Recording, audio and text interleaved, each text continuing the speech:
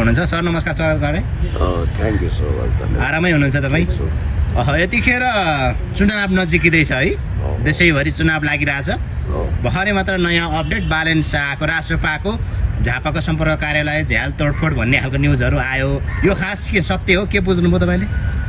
अब विगतदेखि अहिलेसम्म हर्क साम्पाङज्यूले यो अनावश्यक रूपमा प्रधानमन्त्रीको झाँसा दिएर नेपाललाई नष्ट भ्रष्ट गर्न आएका लुसिफरका अवतारहरूलाई चरिडाङ्गो बनाउनु भएको छ। देखिएकै कुरा हो, यिनीहरूको स्टन्ट थामिन सक्नु छ।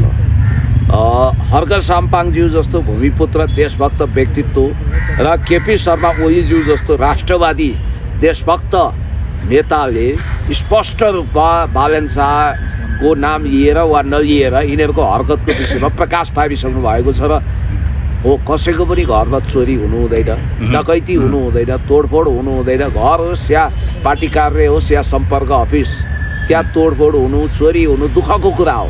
योभन्दा अगाडि बालेनको नयाँ डेरामा चोरी भयो भन्ने समाचार भुइँ आयो, चारैतिरबाट फैलियो। अब हामीले पनि ओहो दुःखद कुरा आयो, कसरी यो चोरी भयो, यो त राम्रो कुरा भएन भन्यौँ। भरे प्रहरीले के भन्यो, त्यो घरमा म्यान पावर अफिस रहेको रहेछ, त्यहाँ कुनै चोरी पनि भएको छैन, केही पनि छैन भन्नाले पब्लिक सेन्टिमेन्ट भड्काउन, पब्लिकलाई को भावना दोहन गर्न, इमोसनल ब्ल्याकमेलिङ गर्न, बालेन शाहको खस्किँदो छविलाई डेन्टिङ पेन्टिङ गर्न, रफु भर्नको लागि त्यो काल्पनिक मनोहर कहानी रचिएको रहेछ। अब होला ल ठिक छ, त्यहाँ बालेनको कार्यालयमा तोडफोड भयो होला, के भयो होला। अब एकछिनको लागि तोडफोडै भएको रहेछ भन्ने मानियो। अब हुनसक्छ त्यो कार्यालय तोडफोड गर्न केही लफङ्गाहरू गए होलान्, राजनीतिक मान्छे गए होलान्, कसैसँग शत्रुता थियो होला, कुनै जड्याले राति जाँडको स्वरमा हान्यो होला। तोडफोड भन्नाले असामान्य तोडफोड केही होइन, झ्यालको सिसा अलिकति स्क्रच भएको छ, फुटेको छ भन्ने देखियो। अब यस्तो स्टन्ट गर्न खुब जान्दछन्। पहिला यहाँ गगन थापाले पनि विप्लवका मान्छेले मलाई बम हान्यो भनेर नक्कली बमको झाँसा दिएर नक्कली प्लास्टर लगाएर हिँडेका थिए। फलस्वरूप उनलाई मान्छेले मटन काजीबाट बम काजी भन्न सुरु गरेका थिए। अब यस्तै स्टन्ट गर्ने, हेर्नुहोस् यस्तो हुँदाहुँदै भोलि के पनि हुनसक्छ भने ल बालेन शाहमाथि गम्भीर आक्रमण भनेर उनलाई खरच पनि नआउने, उसको रौँ पनि नहल्किने गरी नाटकीय तरिकाले आफ्नै मान्छे सेटिङ गरेर अलिकति एट्याक गरे जस्तो देखाइदिने यो नाटक पनि हुनसक्छ। राजनीतिमा पब्लिक स्टन्टबाजहरूले त पब्लिकको सिम्पथी भड्काउन जे पनि गर्छन्, पब्लिकको भावनासँग खेल्छन्। त्यो कारण यो विशुद्ध चुनावी स्टन्ट नहोला भन्न सकिँदैन। र अर्को शङ्कास्पद कुरा के छ भने त्यो तोडफोड गर्नेले यसो छिसिक्क छोएर मात्रै हिँड्छ, उसको उद्देश्य त गलत हुन्छ नि त। यो के हो भने बालेन शाह साह्रै लोकप्रिय भए, उनको लोकप्रियतालाई देखि नसकेका विरोधीहरूले स्पेसली केपी शर्मा ओलीज्यू र हर्क साम्पाङज्यूका मान्छेले गएर एट्याक गरे भन्ने मनोहर कहानी नक्कली कथा बनाउन खोजिएको हो। खबरदार यस्ता स्टन्टहरू नगरौँ। अब त्यहाँ यदि तोडफोड भएको साँच्चै हो र त्यो दोषी पक्राउ गर्छ भने त्यसपछि हामी यसमा प्रतिक्रिया दिउँला। अहिलेको लागि प्रारम्भिक दृष्टिकोणबाट हेर्दा विगतमा पनि झुटा कहानीहरू हालेको र कालुले बाघ आयो भन्ने टाइपले प्रचार गरेको, अन्तिममा साँच्चीकै बाघ आएर पनि खाइदिएको थियो। त्यस्तै यो एउटा झुटो कहानी हुनसक्छ। साँचो ठहरिएमा यस विषयमा अर्को धारणा बनाएर हामी बोलाउँला। हिजो बालेन शाहको होइन खुवालुङ भ्रमण जस्तो पनि देखियो, बोर्ड आफैले पनि चलाइरहनु भएको थियो। तर एकजना पत्रकारलाई चाहिँ अलिक दुर्व्यवहार गरे जस्तो देखियो क्या, होइन? आफ्नो क्यामेरा मोबाइलै चाहिँ स्वाट उहाँले चाहिँ लडाइदिए भुइँमा। अत्यन्तै धेरै अहिले त्यो फुटेज भाइरल छ क्या, के भन्नुहुन्छ? होइन, पूर्वाञ्चलमा उनका एकपछि अर्का विवादित भिडियोहरू सार्वजनिक भइरहेछन्। अहिले त पश्चिम नेपाल कर्णालीतिर छलाङ हानेको भन्ने कुरा आएको छ। बडो हिरोइजम देखाएर स्टन्टबाज बालेन शाह पूर्वमा जाँदा चाहे कसैले फुलमाला लगाउन खोजेको ठाउँमा इग्नोर गरेको होस्, पब्लिकको अपमान गरेको होस्। उनले अब जस्तो एउटा मान्छेले आएर फुलमाला सयपत्री माला लगाउन खोज्दाखेरि उनले ठ्याक्कै त्यसलाई घचेडिदिएका छन्। चाहे मनोनयन दर्ता गर्न जाँदा पुरै दबङ शैलीमा कसैलाई घचेडेर लछार पछार पारेको कुरा होस्, चाहे एकजना बुढा बाबैले तपाईँको चुनाव चिन्ह के भनेर त्यो वास्तवमा त्यो नबुझेर होइन बुढाबाबैले तिमी कुनै राजनीतिक औकातका मान्छे होइनौ तिमी किन आएको भन्ने टाइपले सोध्न खोजेको तर उनले चाहिँ त्यो गलत सुनेर चुनाव चिन्ह भने चिना के छ भनेर सुनेर वृष राशि भनेछन् तपाईँलाई एउटा यो विषयमा पनि म यो सनसनीखेजको खुलासा गरिदिउँला सबै ज्योतिषीहरूको लागि बालेन शाहको म आज जन्मकुण्डली सार्वजनिक गरिदिँदैछु ल सुन्नु साथीहरू म पनि एस्ट्रोलोजीको राम्रै अध्ययन भएको मान्छे हो यो एउटा साइन्स हो 2047 साल वैशाख 14 गते 2047 साल 1/14 गते साँझको 6 बजे जन्मिएको बालेन शाहको जन्मकुण्डली बनाउनुहोस् ज्योतिष महोदयहरू जस्तो कि म यो सरस्वती हेर्दा उनको वृष राशि देखिन्छ र उनको लग्न जन्मको लग्न चाहिँ तुला लग्न देखिन्छ अहिले उनको बृहस्पतिको महादशा चलेको छ र त्योभित्र शुक्रको अन्तर्दशा छ र अब एस्ट्रोलोजिकल हिसाबले यदि उनले टिपाएको जन्म समय र जन्म मिति गलत होइन भने अष्टम स्थानमा चन्द्रमा छ र अहिले उनको सिद्धाको योगिनी दशा चलेको छ यसो सरस्वती हेर्दा पावरफुल कुण्डली छ समय राम्रै चलेको छ भन्ने देखिए पनि एकदमै पावरफुल चाहिँ होइन है फेरि केपी शर्मा ओलीज्यूको जस्तो पावरफुल कुण्डली अझै छैन र तपाईँ मैले भने समीर तामाङको तपाईँले हेरेको छैन अरूको पनि हेरेको छैन अरूको नहेरी म भन्न सक्दिनँ तर अहिले केही ज्योतिषीहरू पुरै सेटिङमा आएर यो बालेन शाहको त प्रबल राजयोग छ चुनाव उनले जित्ने भनेर जनताको साइकोलोजीमा खेलिरहेका छन् मनोविज्ञानमा असर गरिरहेका छन् न त्यहाँ उनको ससुराली न माओली क्षेत्र नम्बर 5 झापामा न उनको खामो गाडेको ठाउँ लुसिफरवादी चिन्तन लिएर काठमाडौँको असफल मेयरको हिसाबले उनी पूर्व हानिएका छन् र काठमाडौँको नेवास सभ्यतालाई ग्लोरिफाइड गर्छु भन्थे अहिले खोवालुङमा आफै बोटिङ गरेर अनि त्यहाँ के फुलपाती चढाए जस्तो गरिरहेको थिए यो सबै नाटक नगरौँ यो स्टन्ट नगरौँ चुनाव आएपछि यो कुरा किन पहिला उनलाई किन खोवालुङको सम्झना भएन किन उनी त्यहाँ पुगेनन् यो त जसले पनि गर्छ मुस्लिम बस्तीमा जाँदा मुस्लिम जस्तो देखिने होइन हिन्दूको बस्ती वैदिक सनातनीको जाँदा त्यस्तै गर्ने किराँतीहरूको बस्तीमा छिर्दा किराँत भेषमा जाने होइन धान नाच्ने अनि त्यसपछि तपाईँको च्याब्रुङ नाच्ने अनि तामाङकोमा जाँदा लोसारहरू नाच्ने यो त गरिहाल्छन् यिनीहरूले यो चुनावी स्टन्ट हो त्यो प्रचण्डले पनि गरेका छन् अरूले पनि गर्छन् यिनले पनि गरे रवि लामिछानेले पनि नाटकीय कामहरू गर्छन् यसको कुनै अर्थ छैन खबरदार म तपाईँलाई भन्न चाहन्छु बालेन शाहको कुनै प्रपर संस्कृति छैन उनी काठमाडौँमा हुँदा नेवारहरूको एकदम धरतीपुत्र जस्तो बन्न खोज्थे एक्टिङ गर्थे अब चुनाव लड्दा उनी ठकुरी शाह जस्तो बन्न खोजे अब एकजनाले त भने पनि थियो होइन ठकुरी शाह भन्छ यो ठकुरी शाहहरूको त दाबीजुङ्गा त्यति झ्याप्पा आउँदैन यो के हो भन्थे अब उनी वास्तवमा सुडी शाह हुन् यो कुरो धेरै कमलाई थाहा थियो मधेसी शाह हुन् भन्ने कुरो र अर्को कुरो 4 पुस्ता अगाडि उनको कहाँ थियो उनी यहाँका आदिवासी मूलवासी त होइनन् उनको पुर्खाहरू 4 पुस्ता अगाडि बिहारमा उनको परिवार रहन्थ्यो बिहारबाट सिफ्ट भएको नेपालमा 4 पुस्ता अगाडि खोज्दै जानुहोस् 60-70 वर्ष अगाडि बालेन शाहका जिजुबाजेहरू इन्डियामा थिए बिहारमा थिए त्यहाँबाट उनीहरू बसाइ सरेर आएको भन्ने कुरा मैले सुनेको छु अनि उनलाई के को संस्कृतिको मोह के को भाषाको मोह त्यसकारण मधेसीहरूले पनि अहिले भनिरहेका छन् सच्चा त्यहाँका भूमिपुत्र मधेसी जो वर्षौँदेखि युगौँदेखि त्यहाँ बसेका छन् ती इन्डियन नस्लका होइनन् उनीहरूले के भनेका छन् यो सच्चा तराई मधेसको मान्छे होइन धोका दिन आएको छ भनेर भनिरहेका छन् अब प्रदेशको विषयमा पहिला उनी प्रदेश सरकार खारेज हुनुपर्छ राष्ट्रिय सभा खारेज हुनुपर्छ भनेर भनिरहेका थिए अहिले भोटको राजनीति गरेर प्रदेश सभा चाहिन्छ भनिरहेका छन् मौसम अनुसार रङ बदलिरहने र छेपारोलाई समेत टप्ने विषयमा रवि लामिछानेलाई कसैले भ्याउँदैन भन्थे अहिले रविलाई पनि उछिनेर बालेन शाह अगाडि आएका छन् र हर्क साम्पाङज्यूले त्यसलाई ओपन च्यालेन्ज ठान्नु भएको छ र एउटा कुरा ख्याल गर्नु होला हर्क साम्पाङज्यू भनेको त धुलोमा हिलोमा चटाइमा गुन्द्रीमा बसेर देश जनता विकास समृद्धिको पक्षमा अगाडि बढिरहेको एक भूमिपुत्र मूलवासी हुनुहुन्छ र उहाँ एकदम प्रभावशाली हुनुहुन्छ र भर्क साम्पाङलाई पनि यतिखेर आरोप छ क्या पुण्य सर होइन उहाँको कर्मचारीहरू उहाँको पार्टीका कार्यकर्ताहरू चाहिँ उहाँको आफन्तहरूलाई धेरैलाई चाहिँ त्यहाँ कर्मचारी बनाएका छन् होइन खानेपानीतिर चाहिँ रोजगार दिएको छन् भन्ने आरोप आएको छ त न्युजमा छापछाप्ती होइन विगतमा यो 12 भाइ भनेर चिनिने कर्पोरेट मिडियावालाहरू माथि रवि लामिछाने खन्डिया थिए अहिले रवि माथि अर्को कवि टाइपले बालेन शाह हाबी हुन आएपछि याद गर्नु होला बालेन शाह जब रासपा कब्जा गर्न आए त्यसपछि 12 भाइ अचानक बालेनको पक्षधर भएका छन्। कान्तिपुर, अन्नपूर्ण पोस्ट सबै मिडियाहरू।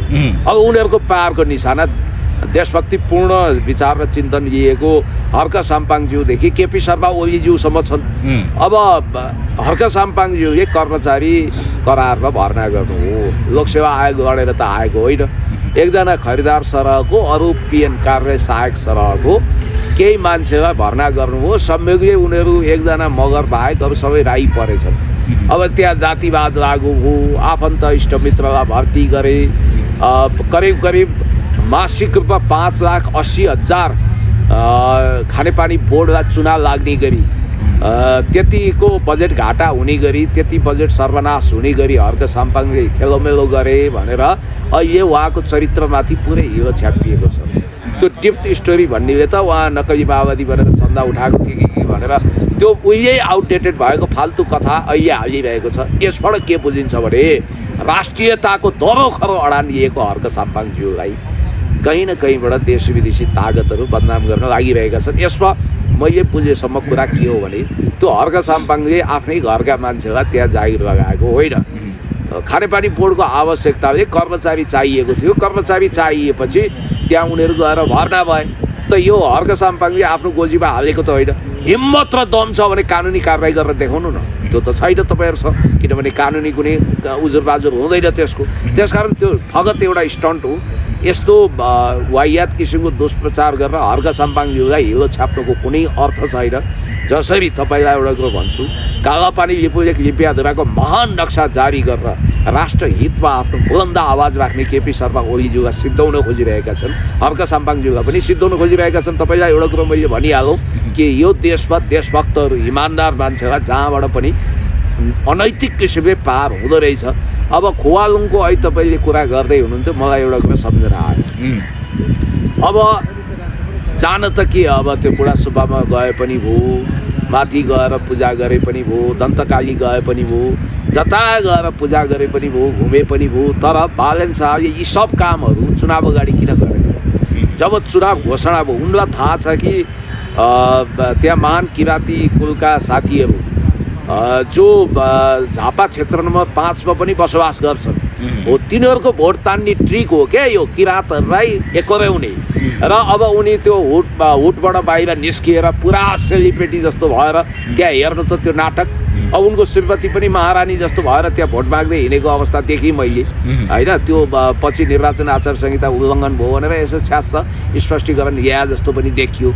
यसबाट के बुझियो भने बालेन शाहको समग्र गतिविधि चुनाव केन्द्रित छ।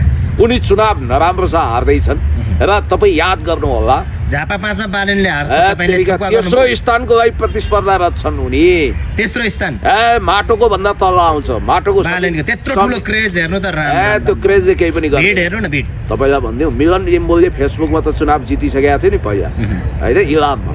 ओहो यहाँका सबै मिडियाहरू, सबै फेसबुक, सबै टिकटक, सबैतिर मिलन लिम्बू। सुहाङ नेमाङको त जमानतै जफत हुन्छ, डकेन्द्रको त खोइ 100 मत पनि कट्छ कि कट्दैन भने होइन। भले अहिले डकेन्द्रजी हर्क साम्पाङको फोल्डमा हुनु न, उहाँ आउट हुनुभएको छ। तर त्यतिखेर नतिजा के आयो? मिलन लिम्बूको जमानत जफत भयो अनि डकेन्द्रले सम्मानजनक मत ल्याउनु भयो दोस्रो स्थानमा। सुहाङले चुनाव जिते, त्यहाँ पनि हुने त्यही हो। फेसबुकमा चाहिँ हल्ला बालेनको चल्छ, भोट त त्यहाँको जनताले दिनु पर्यो नि त। ए समीर दोस्रो, पहिलो होइन एमाले। सुन्नु न, म तपाईँ त्यही अब नतिजा त्यही हुन्छ तपाईँले भने जस्तो हुन्छ।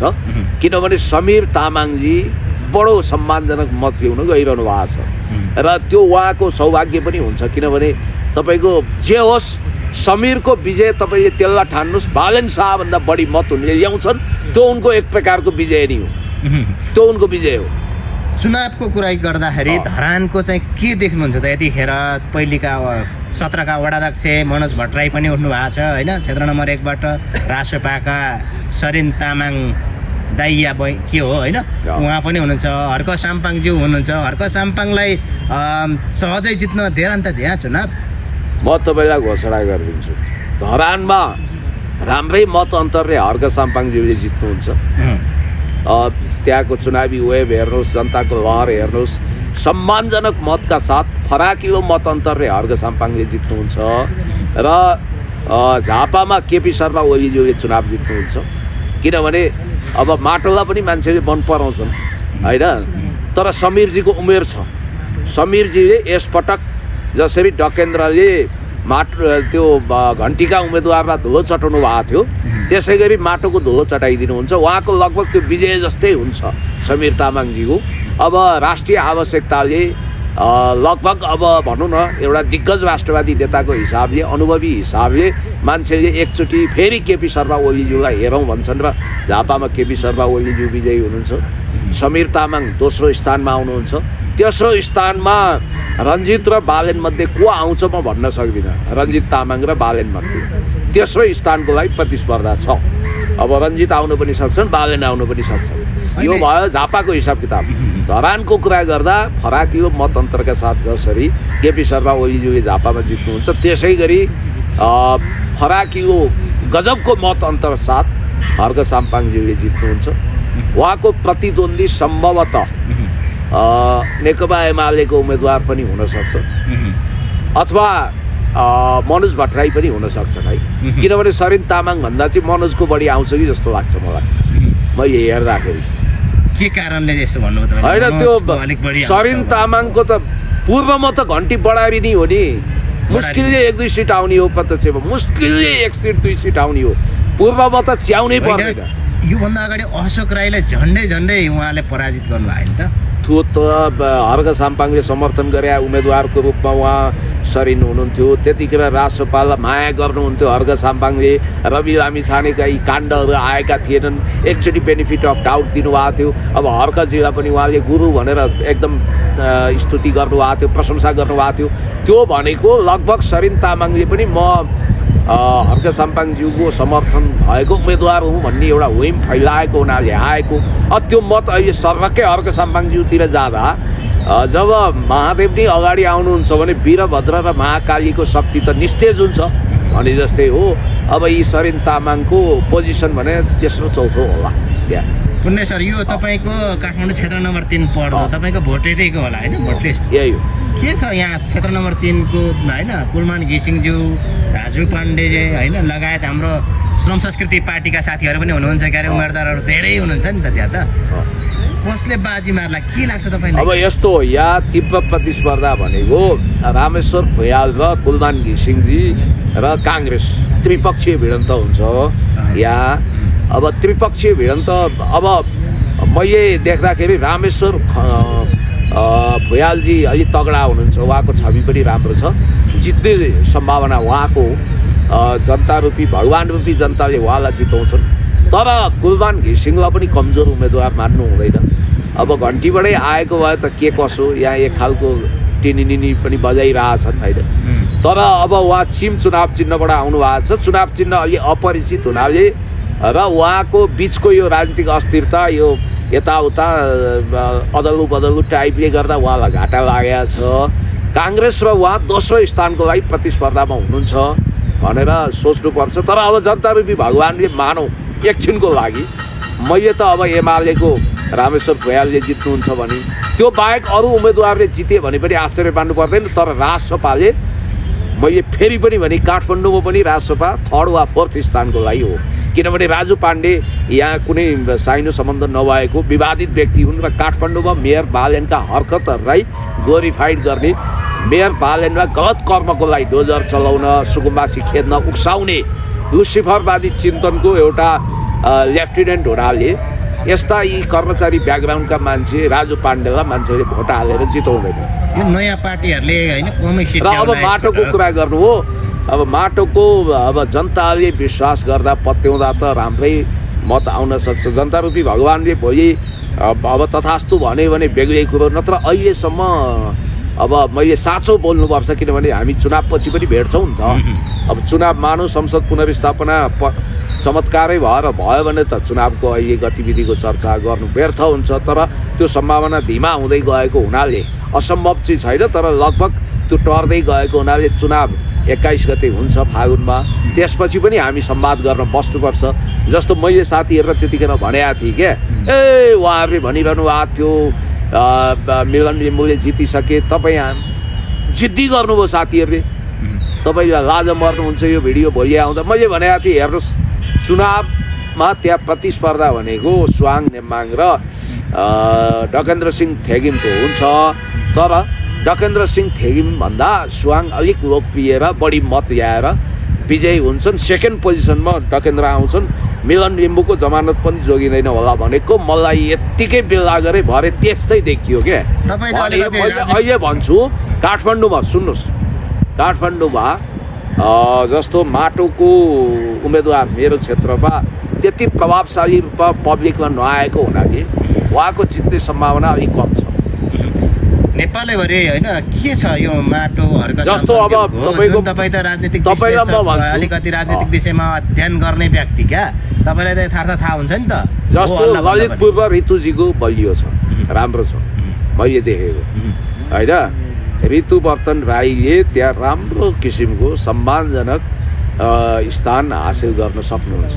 सन्तोषजीको पनि राम्रो छ होइन, अनि गौतम थापाको पनि राम्रो छ। शरदजी उहाँहरूको राम्रो छ, सबै ठिक छ। ललितपुरमा अलिक आशावादी हुने ठाउँहरू छ, जस्तो पूर्वमा शान्ति पाखरिनको राम्रो छ भन्ने मैले सुनेको छु। शान्ति पाखरिनको प्रत्यक्षमा उहाँको राम्रो छ। यता होइन ताप्लेजुङमा पनि राम्रो भन्ने बुझेको छु होइन। यस्तो हुन्छ नि संसदीय व्यवस्थामा उद्देश्य के लिनु, उडी छुडु चन्द्रहेको बहुमत ल्याउँछु भन्ने आत्मविश्वास राखिन्छ। आजको आत्मविश्वास भोलि काम लाग्न सक्छ, तर अल्पमतले पनि सरकार गठन गर्न सक्छ। अल्पमतको व्यक्ति पनि प्रधानमन्त्री हुनसक्छ। म प्रधानमन्त्री हुन्छु, म राष्ट्रपति हुन्छु भन्ने सपना देख्न नपाउनु। टिकाराम यात्रीजीहरूले विभेद गर्नुभयो प्रधानमन्त्रीको क्यान्डिडेटको रूपमा, त्यही बालेन शाह, त्यही गगन थापा अनि केपी शर्मा ओलीज्यूलाई ल्याउने कुरा थियो। अब ठिक छ, 3 पात्र आउनु ठिकै हो, साथमा बालेन शाह पनि होला, के अरे हर्क साम्पाङ पनि होला, ऊ कुलमानले पनि म प्रधानमन्त्री नै हुन्छु भनिरहेछन्। ल्याइदिए हुन्छ नि त सबैलाई पब्लिक डिबेट भा के फरक पर्छ भन्ने मेरो कुरा हो। र कुलमानजीले पनि विवादित केही उहाँको छवि बन्दा पनि कम्पेरेटिभली यो रवि लामिछाने र बालेन शाहभन्दा कता हो कता सक्षम मान्छे चाहिँ फेरि कुलमान ओली। हर्क साम्पाङको दाजुमा त उहाँ आउनुहुन्न, तर अब उहाँ कर्मचारीबाट आए पनि आफूलाई अलिकति राम्रो प्रमाणित गर्ने मान्छे हो। बाँकी अब हेर्नु त त्यो स्वर्णिम वाग्लेको, तपाईँको अहिले स्वर्णिम वाग्लेको चारैतिरबाट आयो, विकिपिडियामा मसँग यहाँ प्रमाणै छ। अब उनले नाटक गरे, म तनहुँमा देवघाट नहुने मान्छे, यहाँ उहाँ म त हिन्दू वैदिक सनातनी भने। उनको नेसनालिटी त तपाईँको नेपाली देखिए पनि, नेपाली पहिला त अमेरिकन पनि देखिया थियो एकचोटि, अमेरिकाको सिटिजनसिप ल्या होला। र सिआइएको एजेन्ट हुने सम्भावना भएका, सिआइएको एजेन्ट भएको आशंका गरिएका स्वर्णिम वाग्ले जस्तो एमसिसीवादी र अन्तर्राष्ट्रिय मुद्रा कोषको दलाल डाक्टर बाबुराम भट्टराई जस्तो खतरनाक मान्छेलाई राष्ट्रपति बनाउने मिसनमा हिँडेका लुसिफरवादी चिन्तनका स्वर्णिम वाग्लेको धर्म रिलिजनको ठाउँमा त क्रिस्चियन रहेछ नि त। हर्क साम्पाङलाई यिनीहरूले बदनाम गरेका होइनन् घन्टीवालाले। उहाँ त सर्वधर्म समभाव भनेर सबै धर्म जात जातिलाई सम्मान गर्नुभएको छ उहाँले होइन, कसैलाई पनि विभेद गर्नु हुँदैन भनिरहनु भएको छ। त्यसकारण उहाँले सबैको चाडमा शुभकामना दिनुहुन्छ। ईदमा मुस्लिमलाई दिनुहुन्छ, अनि त्यसपछि क्रिस्चियनमा पनि शुभकामना दिनुहुन्छ, वैदिक सनातनी हिन्दूलाई दिनुहुन्छ। उहाँ सबैप्रति सदा सही हुनुहुन्छ। एउटा सच्चा सेकुलर मान्छेको त्यो सिम्पटम हुन्छ। तर अब यहाँ धर्मको कुरा गर्ने अनि त्यसपछि क्रिस्चियन धर्म अपनाएर हिँड्ने वास्तविक पास्टर त यिनीहरूले छन् नि। अनि रासपाभन्दा ठुलो पास्टर पार्टी कुन छ? 21 जना पास्टरहरूलाई उसले टिकट दिएको छ रासपाले हो। अनि अर्को कुरो त्यो मोहनजङ थापा भन्ने मान्छे हुन त रवि लामिछानेले यहाँबाट हुन्डीबाट पठाएको ब्ल्याक मनीलाई त्यहाँबाट व्हाइट मनी बनाएर फेरि यहाँ पठाउने भन्ने आरोप खेपेको र अमेरिकाबाट नक्कली कागजात पासपोर्ट अनि त्यो लाइसेन्सहरू बनाउन हरकत गरेको भनेर त्यहाँबाट रिपोर्ट गरिएको रहस्यमय मोहनजङ थापालाई रवि लामिछानेले अहिले बागलुङबाट उम्मेदवार उठाइरहेछन्। रवि लामिछानेको के कुरा गर्ने यार? अब यिनीहरूले प्रधानमन्त्री पदलाई यति सस्तो बनाइदिए, मानव चोर बजारमा राखिएको सेकेन्ड ह्यान्ड बाइक हो प्रधानमन्त्रीको पद, हर कसैले खरिद गर्न सक्छ। त्यो प्रकारले घिनौना खेल खेले नि त उनीहरूले। प्रधानमन्त्रीको रूपमा ब्रान्डिङ गरे मान्छे हेर्नु त बालेनको हाउभाउ कटाक्षे, हामी यस्तै त हो नि प्रो टाइपको छैन। म नेपाल हाँसेको हेर्न चाहन्छु गीत यस्तो गाउँछन्। उनी बेलामा नेपालभरि आगोलाई गर्न भूमिका खेलेको आरोप उनलाई लाग्छ। सिंहदरबार जगाउने स्क्रिप्ट उनले लेख्छन्। तपाईँलाई एउटा कुरो भनौँ, रवि लामिछाने कौन सा गतिको मान्छे? मलाई त मेरो आफन्त भन्नु पनि अपसोच छ, मलाई दुःख लाग्छ, दुःखका साथ भन्नुपर्छ। जसरी हरिशरण लामिछाने जस्तो एउटा सच्चा सञ्चारकर्मीले आफ्नो भाइ रवि लामिछाने मेरो भाइ हो भनेर चिनाउँदा दुःख लाग्छ भन्नुहुन्छ। रविको पार्टीमा कहिले पनि जान्न भनेर घोषणा नि गर्नुभएको छ। उसको भाइ रवि लामिछाने पोलिटिकली इनकरेक्ट, गलत छ भनेर भनिरहनु भएको छ। हरिशरण लामिछानेदेखि मसम्मलाई पीडा हुन्छ। मेरो त आमाको मावली हो नि त, मेरो आमाको मामाको छोरा। त्यसकारण रवि लामिछाने के कस्तो छन् थाहा छ। नाथे पेटको लागि देशको राष्ट्रियता नै त्याग्ने, नागरिकतै त्याग्ने र अहिले पनि रवि लामिछानेले अमेरिकी नागरिकता त्यागेको तपाईँसँग कुनै प्रमाण छैन। किनभने अमेरिकी नागरिकता त्यागेको निस्सा त उसले देखाउन सकेको छैन। फेरि अमेरिकाको सिस्टम के छ भने, जसरी हमिद कारजाई दुईटै नागरिकता खल्तीमा हालेर बसेको थियो होइन, अफगानिस्तानको राष्ट्रपति हुँदा पनि ऊ अमेरिकन सिटिजन थियो। अमेरिकाले दिने भने त्यही अङ्गीकृत नागरिकता हो। त्यो नागरिकता उनको समाप्त भयो भनेर के प्रमाण छ? उसले स्वयं घोषणा गरेको त्यसको फर्मालिटिजहरू पनि उसले पुरा गरेको छैन। त्यस कारणले गर्दाखेरि त्यसमा पनि एकचोटि महान नेपाली नागरिकता च्याचुत बनाएर यो देशलाई घृणा गरेर पेटको लागि अमेरिकी भएको रवि लामिछाने छ्या छ्या छ्या छ।